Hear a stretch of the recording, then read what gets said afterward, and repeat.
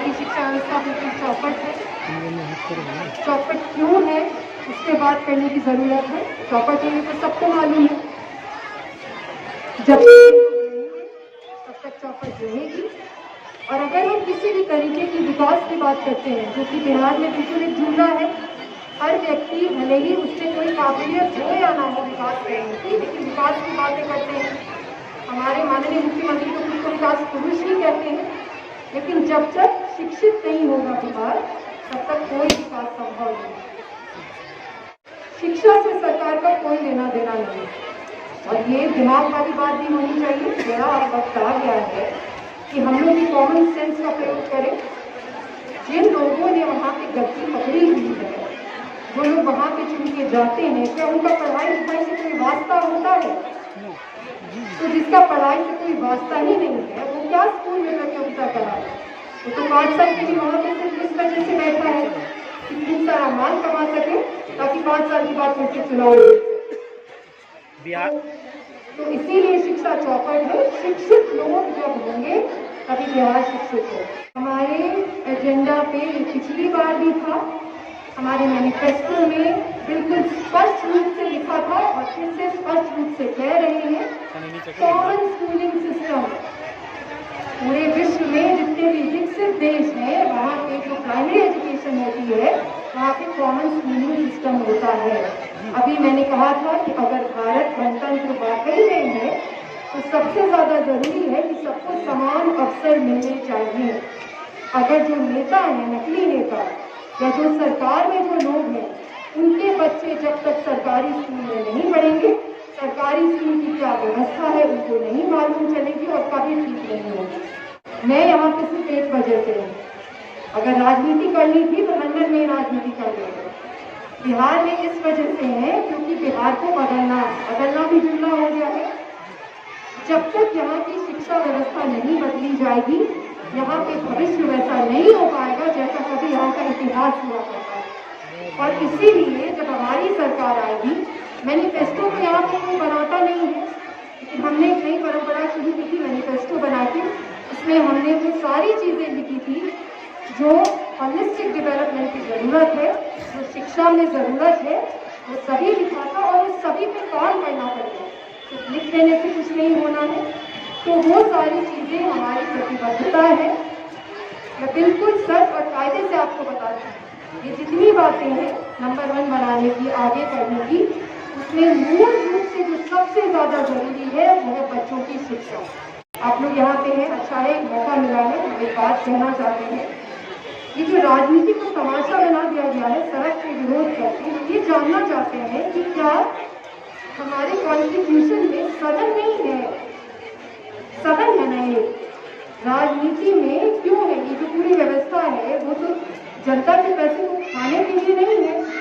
जो नीचे तक जो डिसेंट्रलाइजेशन है वो क्यों है? क्योंकि एक सदन है जहाँ पे लोग बैठ के 243 विधायक जहाँ पे बैठ के कायदे से इसी सारी चीजों के लिए चर्चा के लिए चुने जाते हैं। हमारे राजनीति का स्टाइल जो है वो बड़ा ट्रेडिशनल जैसा है, अंग्रेज तो नहीं है अब देश में कि तमाशा करने के लिए सड़क पे बैठ जाए। हमें राजनीति वैसी ही करनी पड़ेगी बिहार में जैसे कि पूरी दुनिया में होती है। मुद्दे उठाने का अपना एक तरीका होता है, हमारा अपना एक स्टाइल है, हम उसी स्टाइल से मुद्दे उठाएंगे, तमाशा नहीं किए हैं, नहीं करेंगे। और आप लोगों से भी ये दरख्वास्त करेंगे कि विधायकों से ये पूछने की जरूरत है कि मौका नहीं मिलता है उनको कि जाके सड़क पे बैठ जाते हैं, तो इस सदन में क्या करते हैं? सदन में जो इतने सत्र चलते हैं उसमें ये लोग क्या करते हैं? उसमें बैठ के और मुद्दे बनाने की जरूरत है, और आप लोगों की भी उनसे जवाबदेही मांगने की जरूरत है कि इस बार सदन की कार्रवाई में आप लोग क्या क्या करके आए। हम अपने तरीके से सवाल पूछते रहेंगे और इस तमाशे वाली राजनीति को बिहार में खत्म करना चाहिए। इतने युवा पढ़े लिखे तो भी बेरोजगारी की समस्या दिन प्रतिदिन बढ़ती जाती है। ये बढ़ती ही जाएगी। हम अभी कह रहे हैं, हमने जो इकोनॉमिक्स पढ़ा है, पढ़ाई लिखाई की तो यहाँ पे कोई महत्व नहीं है, लेकिन पूरी दुनिया पढ़ाई लिखाई से ही चलती है, इकोनॉमिक्स से ही चलती है। जो हालत है बिहार की, हालत और बदतर होती जाएगी। अगर आप इसके बारे में नहीं जानेंगे, सबसे पहले तो सब जानते हैं कि क्या हालत है। अगर आप नहीं जानेंगे तो भी आपको वो प्रभावित करेगी और कर ही रही है। स्वास्थ्य शिक्षा इंडस्ट्री तो नहीं है, स्वास्थ्य और शिक्षा से ऊपर बात करने की जरूरत है। ये मेरा मीडिया में जो आप आए हैं उन सबसे दरख्वास्त है कि स्वास्थ्य और शिक्षा तो 45 विभाग हैं। 45 विभाग का काम है जिसमें 2 ही विभाग है, स्वास्थ्य और शिक्षा। उद्योग लगाने की बात करने की जरूरत है।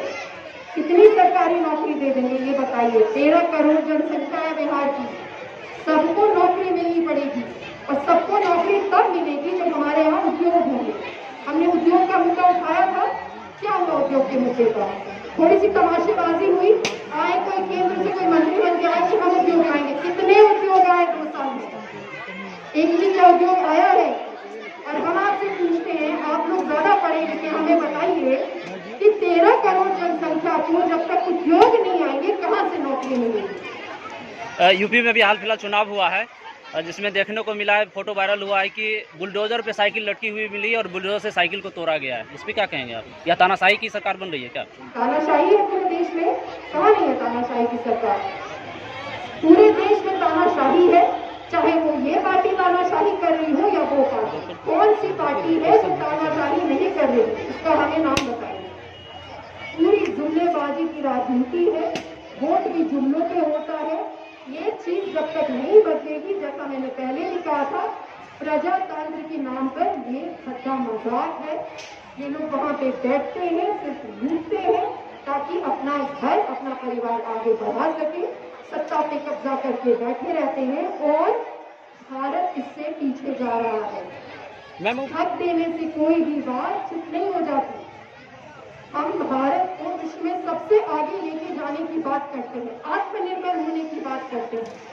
कितने आत्मनिर्भर वाली चीजें की है हमने पिछले इतने सालों में, और मैं किसी को भी यहाँ में बख्श नहीं रही क्योंकि सब एक ही थाली के हैं। 75 साल में जो हमने एक प्लान बनाया था 75 साल पहले, जिसके लिए देश में लोगों ने जान दे दी थी, क्या वो पूरा हुआ है आज? तो बुलडोजर ले ले या साइकिल ले ले या लाठी ले ले और उस पर तेल डाल दे, यही तमाशे करेंगे। किसी को शिक्षा से कोई लेना देना नहीं है, सरकार चलाने से कोई लेना देना नहीं है, तमाशा है बस। मूर्खता की अगर सबसे बड़ी नीति है पूरी दुनिया में, पढ़े लिखे लोगों के जैसे बात करते हैं, वो है शराबबंदी। इन लोगों को तो कोई वास्ता नहीं है नीति निर्धारण से। अमेरिका में शराबबंदी लागू की गई थी, बहुत पुरानी बात है, पूरे तरीके से फेल हो गई थी। जो सारी चीजें आज बिहार में हो रही है वो सब अमेरिका में हो चुकी है, और इसीलिए पूरी दुनिया में फिर से किसी ने वो लागू नहीं किया। लेकिन उसके लिए तो ऐसे लोग चाहिए नीति बनाने के लिए जिनको मालूम हो कि देश दुनिया में क्या हो रहा है। ये तो सड़क वाली नीति है। सबसे पहले तो शराबबंदी नहीं हो सकता, ये हम आपको यहाँ पे आज कह के दे रहे हैं, क्योंकि लोग बहुत स्मार्ट है, वो हमेशा कुछ न कुछ उसका अल्टरनेटिव ढूंढ लेंगे। ज्यादा जरूरी ये है कि लोगों को उससे क्षति नहीं पहुंचे, उससे जान नहीं जाए, रेगुलेट करिए। और जो भी डेटा है दुनिया भर में जो एविडेंस है, ये कहती है कि शराबबंदी का जो भी साधन होता है, जिस वजह से शराबबंदी की जाती है, वो सब रेगुलेशन करके भी पाया जा सकता है। वो करने की जरूरत है। वो तो इनसे होगा नहीं, रेगुलेशन तो इनसे होगा नहीं, प्रशासन तो इनसे चलेगा नहीं, तो यही सब करेंगे। ये मुद्दा वाली चीज है, जितनी जाने गई है वो सब नीतीश जी के हाथ में, खास रूप से।